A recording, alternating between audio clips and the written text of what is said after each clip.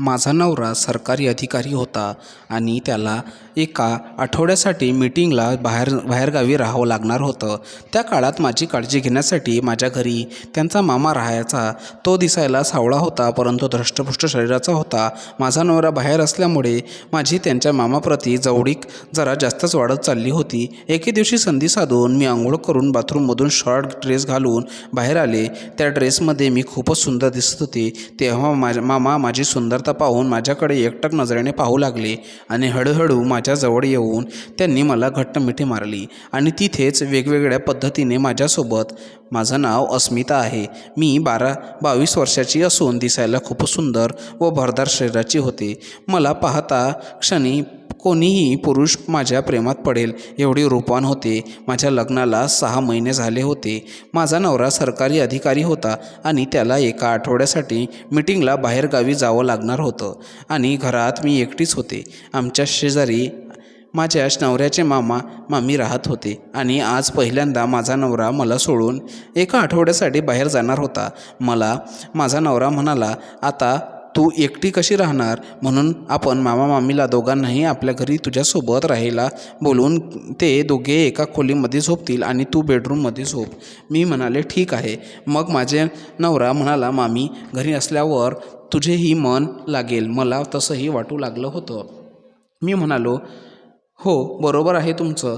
मी माझ्या नवऱ्याशी का राहू शकत नव्हते, कारण माझ्या लग्नाचा फक्त 6 महिने झाले होते आणि आता मला रोज रात्री सुख घेण्याची सवय लागली होती. मी लग्ना अगोदर दिसायला थोडी सावळी होते, पण जेव्हा माझं लग्न झालं तेव्हा माझा नवरा माझ्यावर रोज रात्री प्रेमाचा वर्षाव करत होता, म्हणून मी दिवसेदिवस खूप सुंदर दिसायला लागले होते आणि त्यामुळे घरासमोरून जाणारे येणारे तरुण मुलं माझ्याकडे एकटक नजरेने बघत राहायचे. आजकालच्या मुलांना मुलीपेक्षा लग्न झालेल्या स्त्रिया खूप आवडतात आणि त्यात मी दिसायला एकदम सुंदर व भरदार शरीराची होते.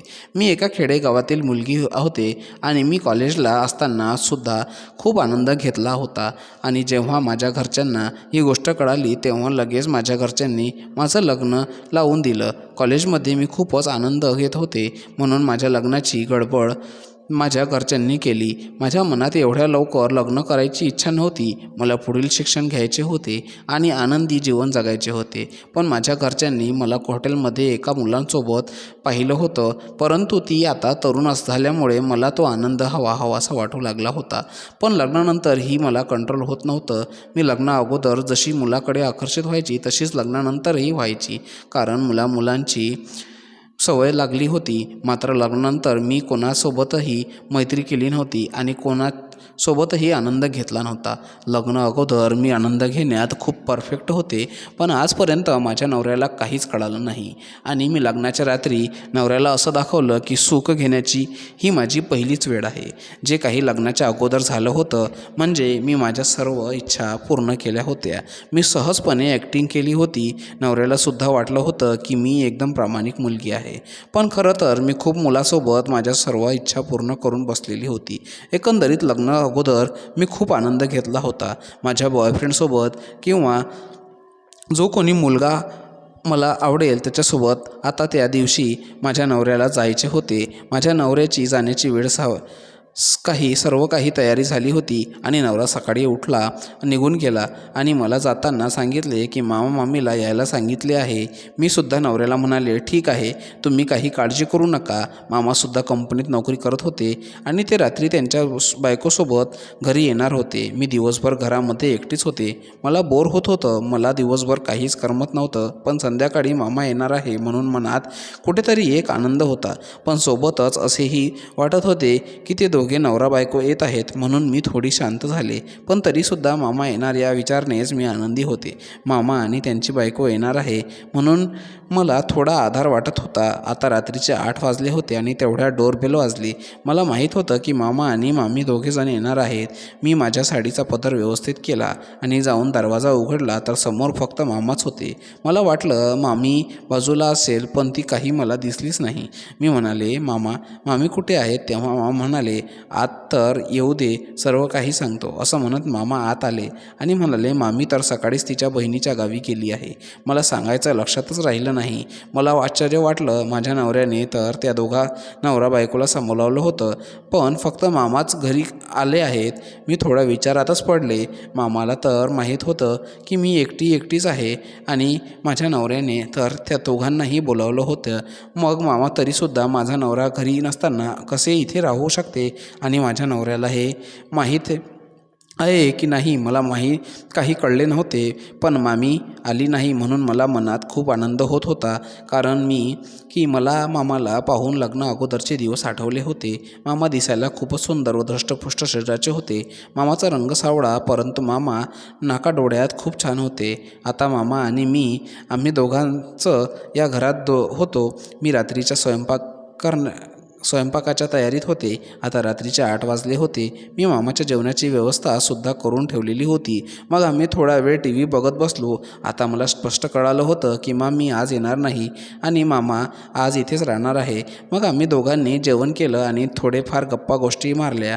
मामाचा स्वभाव हा खूपच बोलका होता, त्यामुळे तो आल्याने मलाही करमत होतं. आता मला खूप झोप येत होती. मी मामाला म्हणाले, तुम्ही इथे झोपणार आहात का? हॉलमध्ये झोपू शकता. मामा मला झोपण्याबद्दल विचारत होते की तू कुठे झोपत आहे, इथे का बेडरूममध्ये? मी म्हणाले हॉलमध्ये. नंतर मामा म्हणाले, मी झोपतो हॉलमध्ये, असं काही नाही, तू बिनधास्त बेडरूममध्ये झोप, काही काळजी करू नको. मग मी स्मित हास्य करून बेडरूममध्ये आले. येताना मामाने मला वेगळाच इशारा केला होता, त्यामुळे माझ्या मनात असा विचार येऊ लागला होता. आता असं वाटू लागलं होतं मामाजवळ जाऊन दोघांनीही एकाच बेडवर झोपावं. पण मी थोडं माझ्या भावनांवर नियंत्रण ठेवून झोपण्याचा प्रयत्न करू लागले.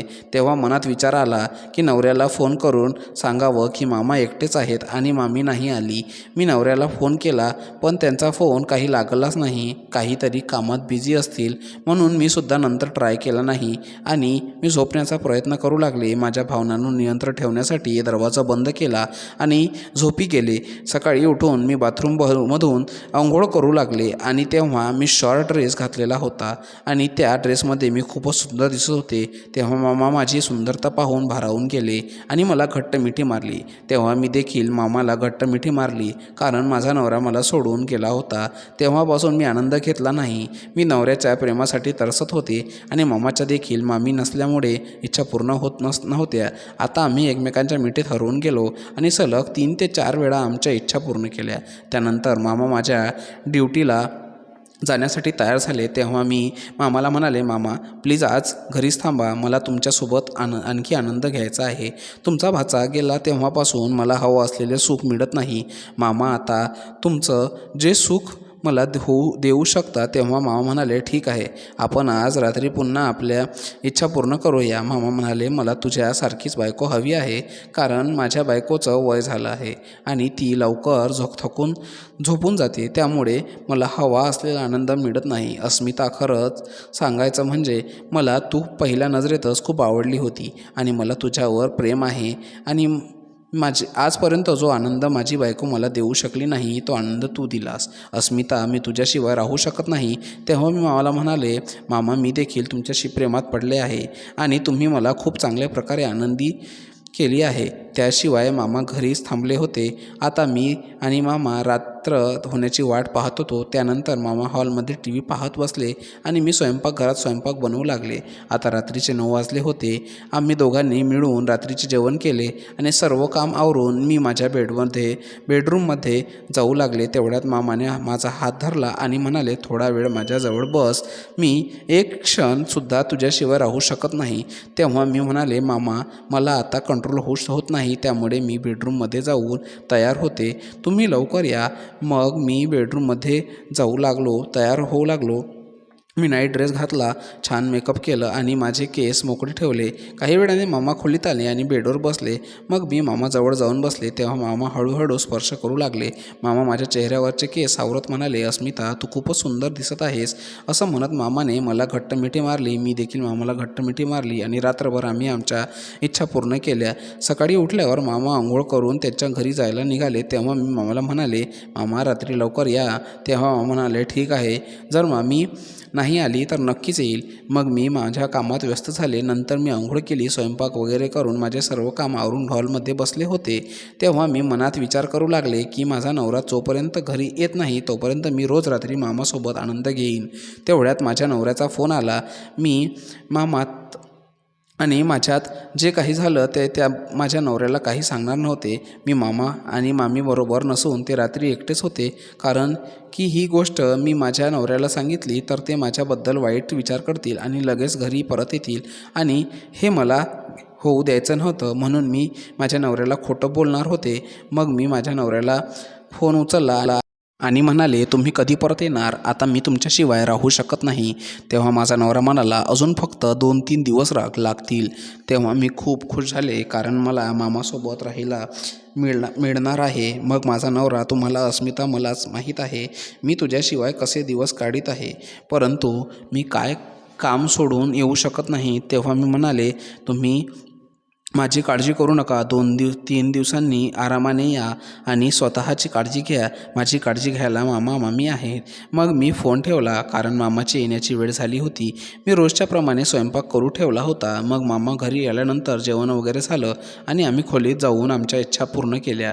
आता आम्ही 2-3 दिवस रोज रात्री आनंद घेत होतो. आता माझ्या नवरा घरी आला होता आणि तो इथेच राहू लागला. परंतु मामा आणि मी जेव्हा संधी मिळाली तेव्हा आमच्या इच्छा पूर्ण करायचो. जो आनंद लग्न अगोदर घ्यायचे तोच आनंद आजपर्यंत नवऱ्यासोबत न घेता मामासोबत घेत होते आणि मी माझ्या जीवनात खूप आनंदी आहे. मंडळी, जर तुम्हाला माझी कथा आवडली असेल तर व्हिडिओला लाईक करा आणि